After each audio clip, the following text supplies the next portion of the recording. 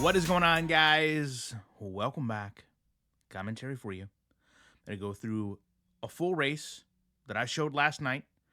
You see all the settings here. There's nothing that we're manipulating. This is the way anyone who wants to could play this game in theory.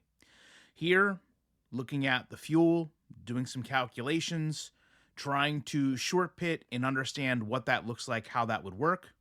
We do not qualify. So I'm going to speed this gameplay up because I know you don't want to sit here and watch 45 minutes of it, but this whole race is available on my live stream.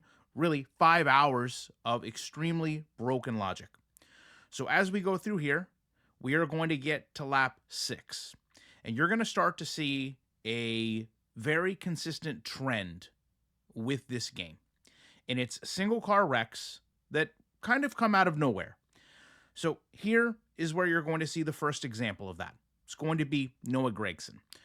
What's interesting to me about this particular wreck is that Noah Gragson is going to wreck. Now, I know people will say single car accidents happen. They were kind of side by side. Maybe he got aero loose. I'll give you the benefit of the doubt on every single one of those.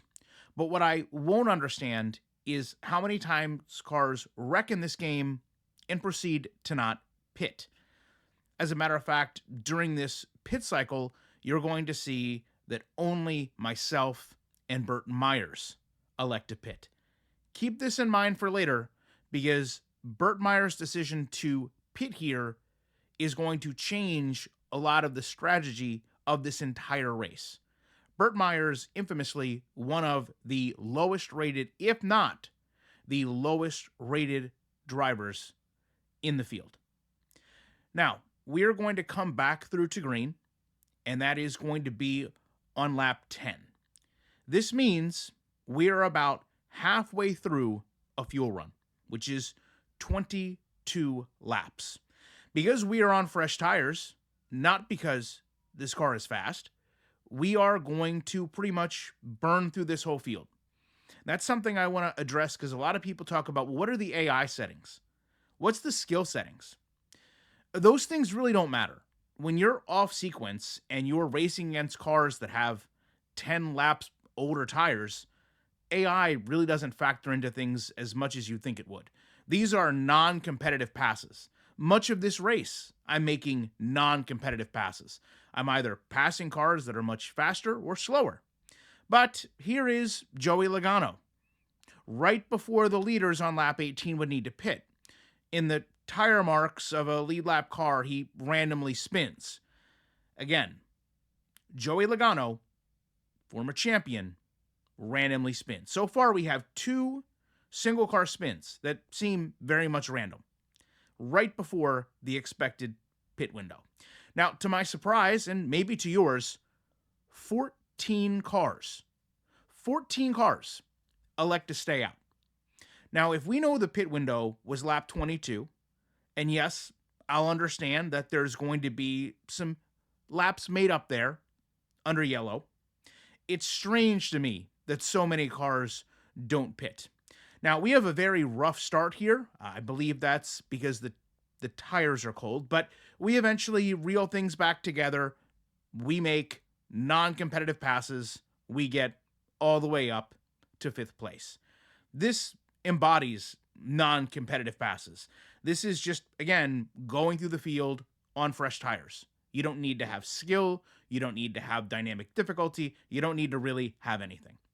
On lap 27, which would account for 4 to 5 laps of fuel savings, we can see, bottom left of your screen, cars start to pit. This is 5 laps after where they could have stopped under yellow, but they elect to now stop under green. Are you starting to understand the problem that we're talking about here? This is not something I believe they can patch. This is logic. Our car also is getting more and more of a handful. I don't understand the inconsistency in this car. But on lap 32 here, we spin. Okay, we are just 6 laps away from what would have been our green flag stop. We, of course, because we have wrecked, unlike the AI, elect to pit.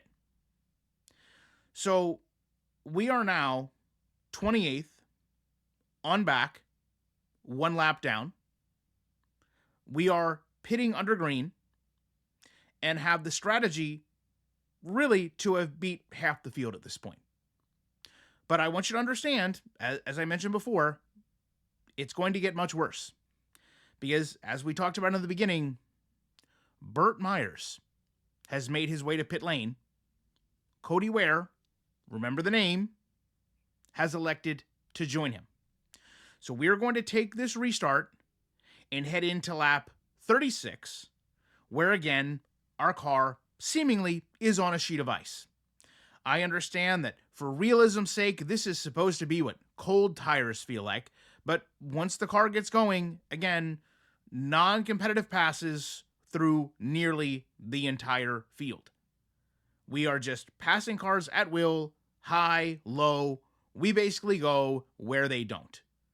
We have done this for the pretty much full race.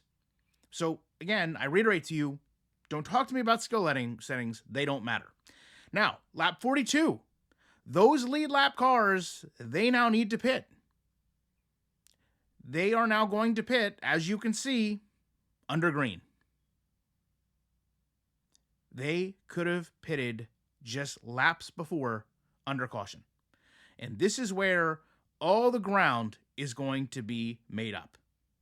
We are going to inherit the lead, and we are going to run for the next handful of laps.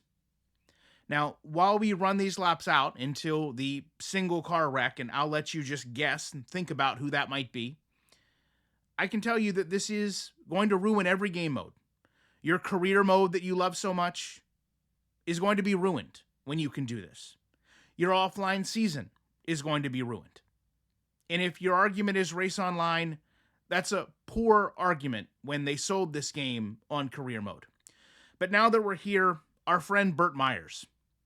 Prior to this, you might note Burt Myers and Cody Ware were the only ones that pitted with me. We're the only ones on this pit strategy. But Burt Myers, he just can't control his car. And unfortunately, Burt is going to wreck his way out of what would have probably been a career best finish. This, however, creates a whole new cluster for the AI. One of the biggest problems is the AI doesn't understand how to pit cycle, how to strategize. It is lap 51. It is a 100-lap race. Essentially, this whole race is going to start over. Why Burt Myers just wrecks here, I don't know. But we are now going to find ourselves in front of the field with the freshest tires in one of the lowest rated cars, simply because the AI logic is so broke and the cautions all appear to be scripted events that cause one car to randomly lose traction. Now, very important to think back to Cody Ware. We know Cody Ware, not a fast car. It's going to be very important for you to understand. Because what is going to happen is the passing logic in this game is also very much broken. And again, I'm just going to offer, I don't know anyone who can confidently tell you they are playing this game and not seeing any of these issues.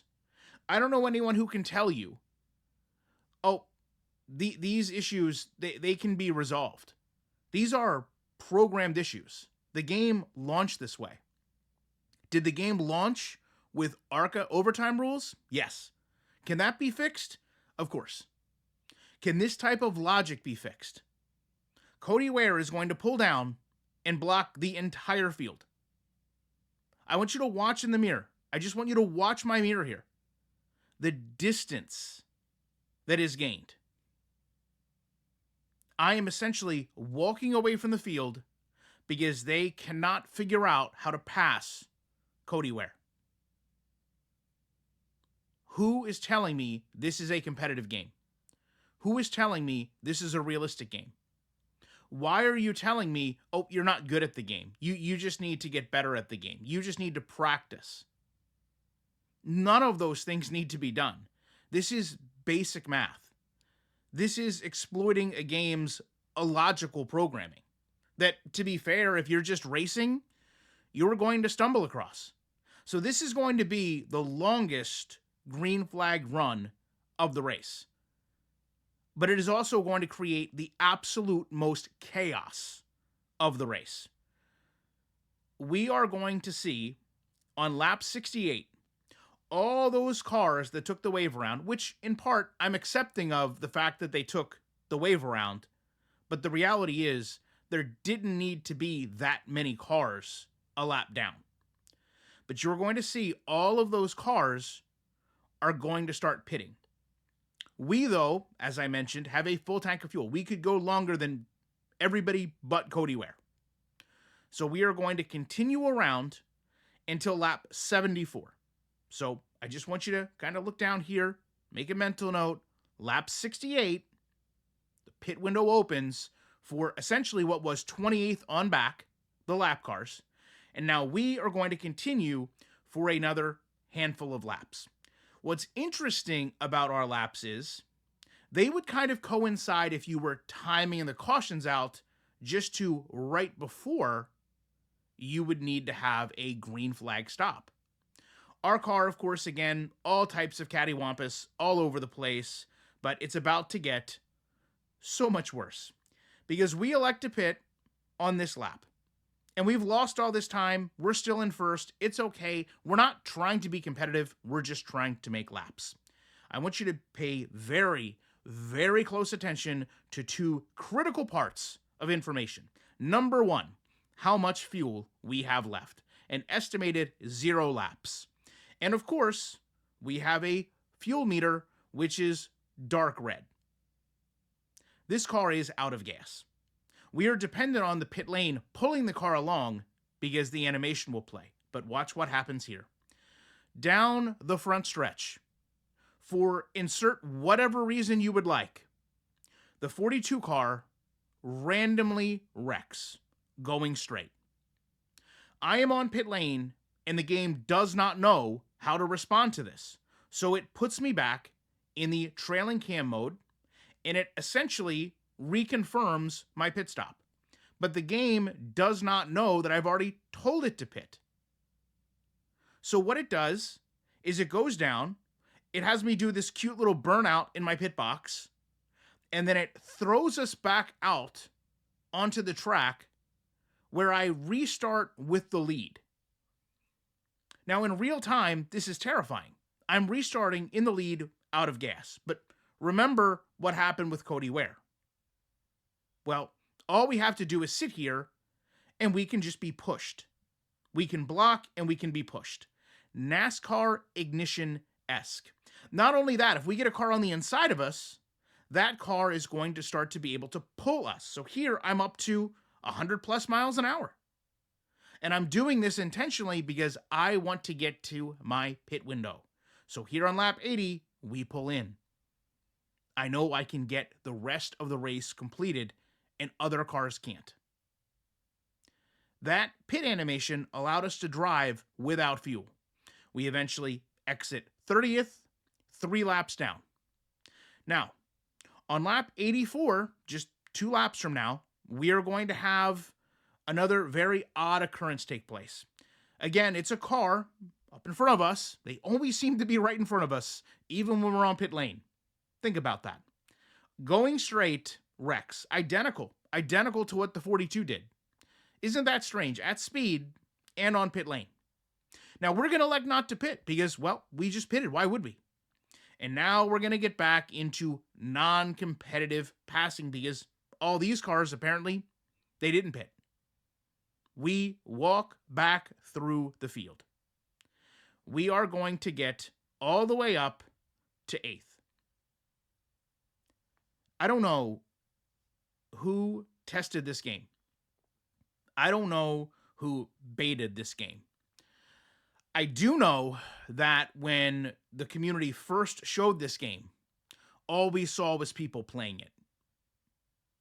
We never saw us as a community play it. We just saw their reactions to watching people play. When I play the game and see things like this happen, it's very concerning. I said the best thing this game could do is put out a demo, because we finished 8th, the first car 2 laps down. Cody Ware, who inadvertently used our strategy, finishes 5th. Cody Ware finishes 5th, 14 seconds back. Carson Hocevar, you might remember, who also pitted with us under caution, well, he finished 2nd. They both greatly benefited from this illogical pitting under green, but also did not have to deal with the caution coming out while they were on pit lane that forced us to be kind of pulled around like a boat by the other cars. I'm going to end this video the same way I started it. This is one race, and by far not the worst. One race in 4 hours. Many of which, from a logic perspective, played out the same. The sliders in the beginning are shown. In my opinion, creators are actively either hiding this type of gameplay from you or not playing in the game enough. Perhaps simply pitting when the game tells them to. Many of these issues start when you elect to go 1 or 2 laps beyond the game's demand for you to pit. And I already know some of you are going to claim, well, all wrecks are going to be scripted. It's not just the wrecks. It's the timing of the wrecks. It's the fact that they always happen in front of you. It's ironic that cars wrecked on straightaways at Dover. One when I was on the backstretch, one when I was on the pit lane, but both very much the same wreck and very much directly in front of me. I also think that this game has cars pit with you just to appear like they're being competitive. Cars that wreck, as you've seen, do not pit for whatever reason. And that seems like a very easy thing to fix. If a car is in a wreck, it should pit. But cars like Cody and Carson and Burt, well, they randomly pitted with me and benefited from the framework of what I was setting out for them to do. I also want to make a final point that I believe the inability for you to make adjustments to the car factors into this. Because if you think about it, you are going to pit less when you can't pit to work on your car. When you can't make changes other than your tires, it's going to limit the times that you elect to pit. So naturally, not being able to make those changes, they've kind of done something that I don't want to say eliminates, but again, if you were just playing the game and pitting when it tells you to pit and not trying to do fuel mileage or not trying to short pit, you won't find these things. And I know a lot of people will tell me, just make house rules. Don't pit unless the field is pitting. Even if that means that you have to pit not under yellow, but under green. Is that really how you want to play a game? On the first year of this game, do we need all these house rules just so that we can be competitive with the field? As I said, this ruins the game. Your highly touted career mode where, oh, I'm going to struggle to finish 30th or 20th, or I have these goals. Well, all you need to do is just exercise basic pit strategy. You don't even need to be competitive to run up front. You just need to do what the leaders won't do, and then you'll end up as one of the leaders. Love to know your thoughts on this. Appreciate you watching it. Be back as soon as I can with more commentary.